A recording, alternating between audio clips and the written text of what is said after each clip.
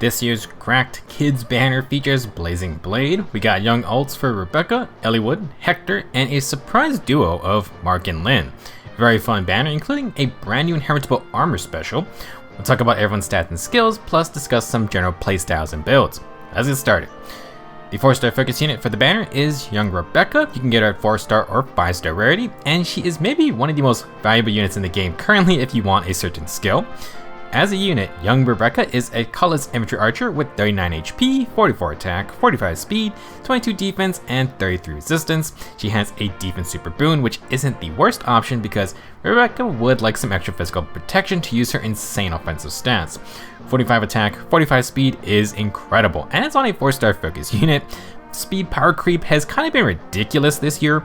The archer class has a sizable gap with Rearm Tana and Spring Bernie being ahead a good bit, and then Rebecca is fast enough to be 3rd fastest. I think she will tie for that spot without a speed super boon though. Either way, absolutely crazy. For old skills, Rebecca has Moonbow and the ever-potent No Follow-Up 3 in the B slot. Not as big of a shock since Numera, but the real skill to watch for is Attack and Speed Finish 3. I thought this thing would be locked away for a long time, but here it is. Guarantee there will be more Attack and Speed Finish 4 holders coming this year, and having the tier 3 to start inheritance chains is going to be very valuable. For Halloween Female Corrin, you can get her tier 4 with the Dragon's Wrath 4 skill, and for Kandaean Nino, you can get Attack and Speed Finish 4 and Times Pulse 4 in one go, or you can get Speed Preempt. Now, don't underestimate Attack and Speed Finish 3 either. It's already a top skill compared to some other tier 4s in my opinion. You still get the 3 space range and a solid plus 6 attack and speed. You also still get the plus 5 true damage and only lose the healing effect. For special ready builds, this is like plus 11 attack almost. Now moving on, Rebecca has her own weapon, the Gutsy Warbow. 14 minute accelerated specials and is effective against beast units. If Rebecca is within 3 spaces of an ally at start of turn, she gets Times Pulse. If she's within 3 spaces of an ally during combat, she gets plus 5 tall stats, damage reduction for 1 hit, and if special is ready or has triggered, she gets plus 7 true damage on hit. For the damage reduction part, if she is fighting a beast, cavalry, or flyer, Rebecca gets a good 60% DR. Against anything else, it's the usual 30%. Gutsy Warbow is the first beast effective bow I believe, and having Times Pulse with an easy condition is very nice. Combined with Slaying, that means Moonbow is always charged each player phase, so Rebecca is going to get her plus 7 true damage as well. If you fight a beast, cav, or flyer, 60% DR is great, although it's to make up for her lower base defense. Beast units only deal physical damage anyway, so this is a slight concern. Ideally though, Rebecca should do decent into someone like Fallen Edelgard, but it depends if she can tank the Bonfire counterattack with this damage reduction. For the most part, this is a good weapon, like Young Innis, very special focused. However, Rebecca does get extra defense and res and damage reduction to tank some hits if needed. Out of the box, Young Rebecca is already a decent unit, great stats, damage reduction to make up for lower defense, and able to charge Moonbow immediately. Because she has Attack and Speed Finish 3 with Gutsy Warbow, Rebecca gets 12 extra true damage per hit, and with no follow-up, she can double tanks. She can potentially recharge Moonbow as well for a double proc. Great out of the box, and you can pair this with the new Desperation Sacred Seal. If Rebecca gets low enough, you can bypass counterattacks, and hopefully Moonbow with 24 extra true damage is enough to finish the job. For some other skills, you can run C skills like Attack Speed Oath or Menace for debuffs. You could swap No Follow-Up to the Sacred Seal slot. Otherwise, pick your stat booster of choice like Attack and Speed Solo, Blade Session, or maybe an ideal skill. With an open B slot, you can have a lot of options like Lulls, Tempo, Seal Defense 4, or maybe Special Spiral 4, while Rebecca can charge Deadeye if you have Times Pulse. After that first shot, if Deadeye ends up on a 1 cooldown, it may not recharge without Times Pulse 4. However, Times Pulse 4 and Times Pulse 3, which is what Gutsy Warbow has, do not work well. The timing gets messed up after your initial fight. This can be solved with Special Spiral, but with the tier 4, you now no longer need Deadeye's DR Piercing. You could swap over to Luna that way. Now, if you don't need DR Piercing, honestly, I would just stick with the accelerated 2 cooldown specials. As for A skills, Finish 3 and even 4 is just too good with the Gutsy Warbow. You could do Remote Sparrow for even more DR, or the new Hexblade A skill if the adaptive damage outweighs that 5 true damage from the Finish skill. Honestly, decent chance it's better, but your mileage may vary. If you go with Finish 4, the healing may keep Rebecca alive for longer, and that would be good too. For a crazier idea, since we have a beast effective bow, you could maybe do a close foil / counter build. Beast units are melee only, and we guarantee have 60% DR against them. Would you have been interesting if Rebecca had higher base defense, but you know, maybe it could still work out. Shinon better be taking some notes. Overall, super solid 4-star focus unit, really can't complain with a slaying times pulse bow with damage reduction, even her skills are fantastic. Next up is young Eliwood, who is once again a sword cavalier. For stats, Eliwood has 39 HP, 45 attack, 46 speed, 29 defense, and 20 res. Attack super boon is good, but I believe this Eliwood already has the highest attack and speed for any sword cav. His res is a bit low, but he does have a couple ways to remedy that. For old skills, we have Luna and speed and defense near Trace 3, nothing wrong with Kanto. Eliwood's weapon is the Fiery War Sword. This 16-point weapon accelerates specials, and if he initiates combat or is within 2 spaces of an ally, grant bonus stats, full no follow-up effects, and 40% damage reduction for 1 hit.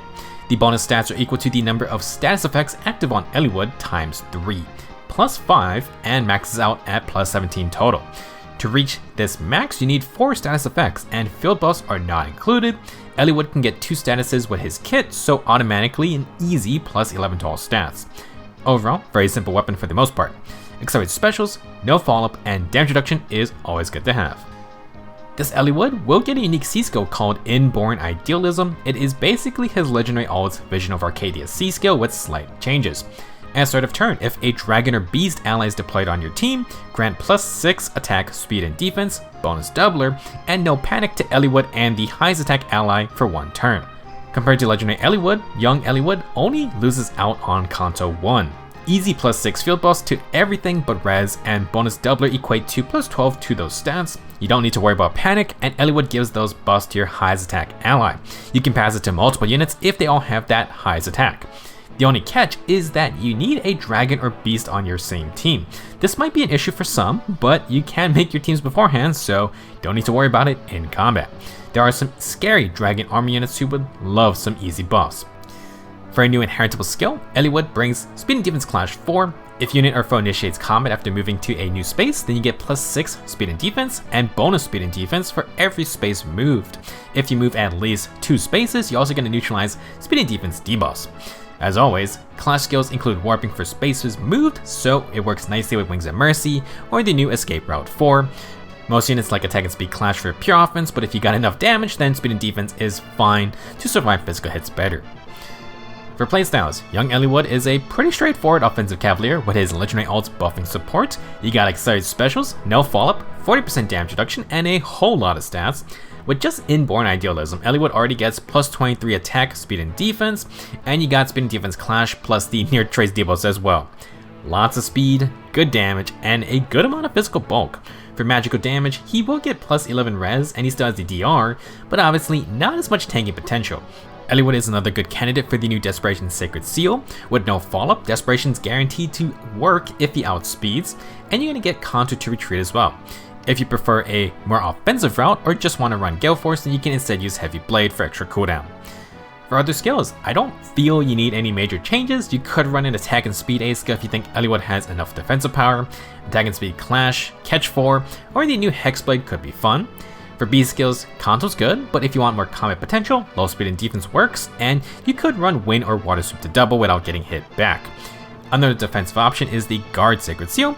With no follow-up, Eliwood would not get doubled by quick repels, and Guard will prevent a quick charging special from activating as well.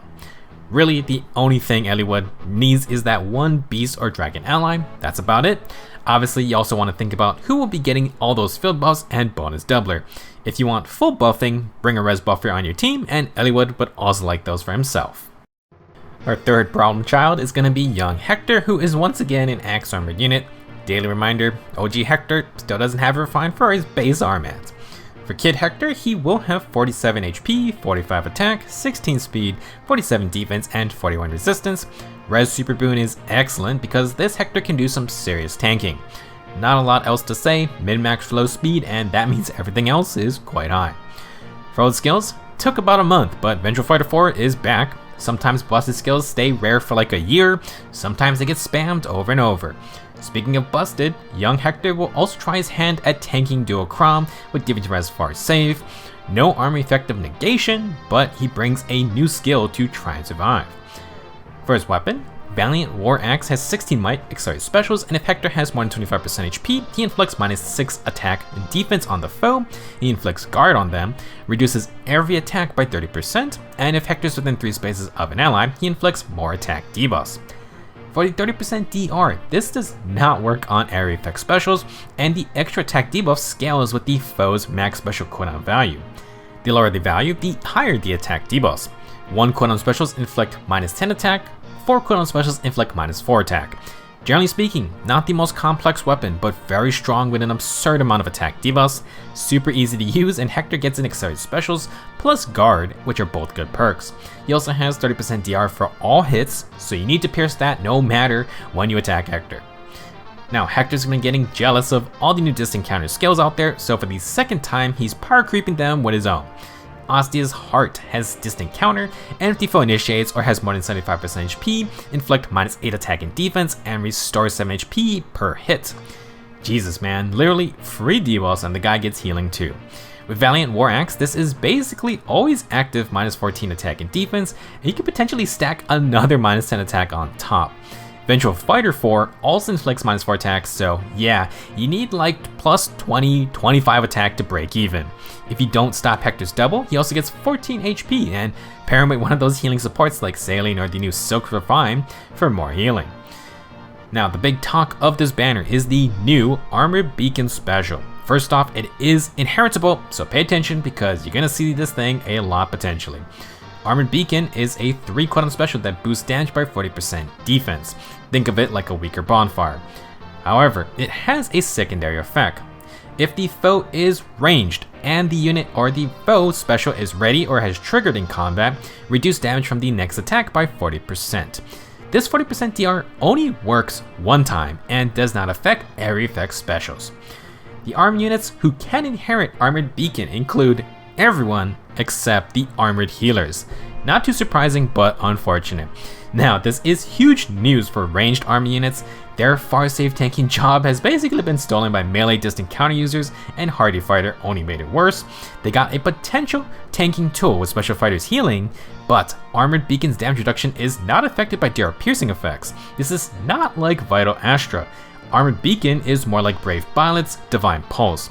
Similar to defensive specials, this gives ranged armors some way to block damage and is essentially a bonfire special, so you get burst damage as well. It's not as much DR as Hardy Fighter, but army units who can't or don't want to run Hardy Fighter can instead use Armored Beacon. The only thing you must remember is that the damage reduction is for ranged attacks only. This basically points to far save usage, although technically you can use it on near save armors and they just get to reduce damage from ranged hits if needed. Some people may run Armored Beacon just because it's a 500 SP special and it's only a slightly weaker bonfire. For an example of another potential user of this special, there is Mortis, which everyone got for free. He already has far save and likes having Beast fall up because if he isn't transformed, he doesn't get distant counter. Mortis's main value is nightmare stopping foes, so surviving is his top priority. He has 80% damage reduction on follow-up attacks, but Armored Beacon now gives him unpierceable 40% DR versus instant specials or against second hits that would have gotten past his 80% DR. He also has Slaying and Breath type cooldown, so he can fire back with the weaker bonfire to kill squishy foes who don't stop his counterattack. It seems like a really good fit for the Demon King that everyone got that is also still on the Hero Rises banner. I think we need to see how Armored Beacon plays out, but at the moment it looks really annoying and could be a very good pick for ranged armors to let them actually far save effectively. Additionally, I believe it can be used by Winter Black Knight. He can't run Hardy Fighter because he needs an offensive special like Black Luna. Pretty sure Armored Beacon is a damage special first, so it should work for him. Now for young Hector, good luck taking this dude down. If you're not a super high attack red unit, it's gonna be tough. I will say, my non-merged regular dual Chrom could kill the story Hector, however he needed 2 attacks, Deadeye must proc, and you need guard to not get blasted by Armored Beacon on the counterattack. Deadeye got hit by 40% DR, and the second hit got reduced by 30%. If you do not pierce damage reduction, those effects stack, so yeah, not good. Game plan is very simple for Hector. He stands next to his team, he far saves, he tanks a hit, charges Armored Beacon and blasts the enemy back. If they survive, he has Guard and Follow-up Denial, plus Quick Riposte to potentially fall off a second Armored Beacon. Rinse and repeat. He inflicts a huge amount of attack debuffs and honestly just full on your favorite stat boosting Sacred Seal. Hector will have a weaker player phase and Armored Beacon's DR doesn't work on melee hits, but not much of a big issue thanks to save skills. You could run Hardy Fighter for more damage reduction, but now Hector is going to need cooldown reduction and a follow-up attack, plus he's going to lose follow-up now too. A benefit of Armored Beacon is that the DR is not tied to the special activating. It works if the foe special is ready, which is the hit you want to reduce the most. For some potential ways for dealing with this mess, Armored Beacon's DR only works one time. If Armored Beacon itself is charged, the damage reduction happens no matter what, which might affect a basic attack versus a special. If Hector gets hit by one Fire Sweep effect, a unit like Legendary Veronica can proc Armored Beacon's DR on the first hit, and then her second attack with Enclosure is not going to be reduced. Similarly, a unit who can proc double specials in one round can do the same thing. This requires getting hit back though, unless you have quad attacks. We mentioned Dual Crom, but Legendary Alm, the Bunker Buster, could also probably do it. If anything, Alm can chunk Hector down without getting hit back. If you have an area effect special ready, these are not affected by any of Hector's damage reduction, nor will they get affected by his massive attack debuffs. He still has high base stats though, and extra blessing stat boosts may make things messy. Hector isn't unkillable, but like a lot of things nowadays, he can definitely just laugh at units who aren't ready for damage reduction or bonfire counterattacks. Last on the banner is Duo, Young, Marky Mark, and everyone's favorite Lord, Lyn. If you're wondering who the heck is Mark, they are basically the player stand-in for Blazing Blade.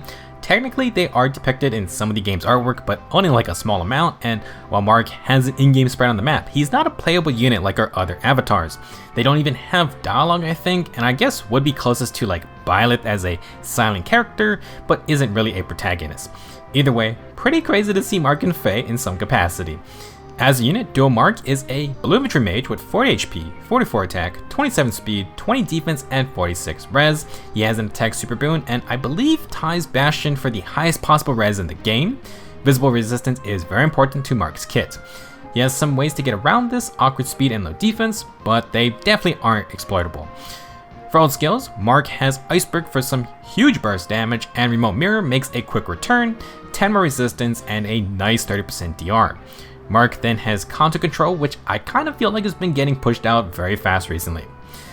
Mark's weapon is the Total War Tome, 14 might, accelerates specials and at start of turn, inflict -5 debuffs, the new Sabotage status, and the stall status on the closest foes within 5 spaces, as well as any foes within 2 spaces of that initial enemy.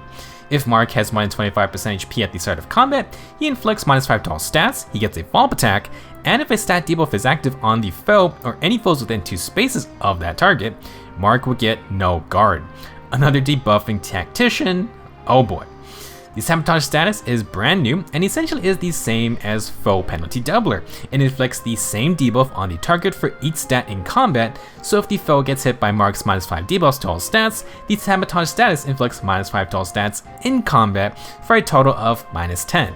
Total War Tome also applies another -5, so -15 to all stats total if everything hits. Sabotage status is a penalty on the foe, where Foe Penalty Doubler is a bonus on your unit. They do the same thing basically, however Sabotage also looks at nearby allies. If they have higher penalties, Sabotage will take the highest debuff. So if Mark's target has -5 to all stats, but a nearby ally has -6 to all stats, the Sabotage status inflicts -6 debuffs. This is similar to Yoon's Refine/Remix. Basically, the idea is that even if your main target neutralizes all stat penalties, if they're nearby debuff teammates, Sabotage still works. Now, keep in mind, if the foe has neutralized penalties, Mark will not get no guard. Unlike most conditions, this weapon specifically states field debuffs have to be active on the foe. Since we're talking about Sabotage, let's go over the new Sabotage Attack and Res 3 B skill. This is the Tier 4 Sabotage skill. At start of turn, if any foe is less res than the user and is adjacent to another foe, inflict -6 attack and res on that foe through its next action.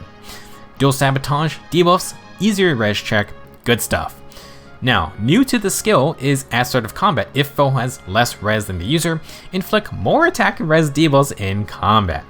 First off, this isn't at start of combat res check, so flat stats only. However, if you already applied Sabotage to that foe, you should already be winning the res check anyway.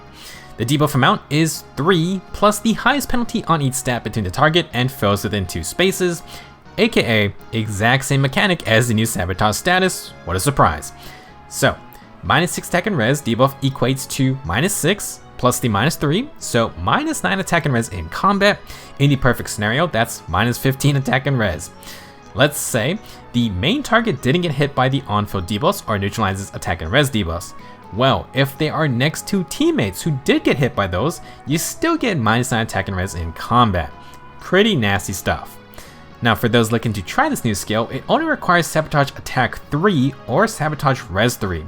We have both on Heroic Grow units, so that lets Mark pass this new dual Sabotage with Contour Control for a nice support build, or you can go get the fun Remote Mirror.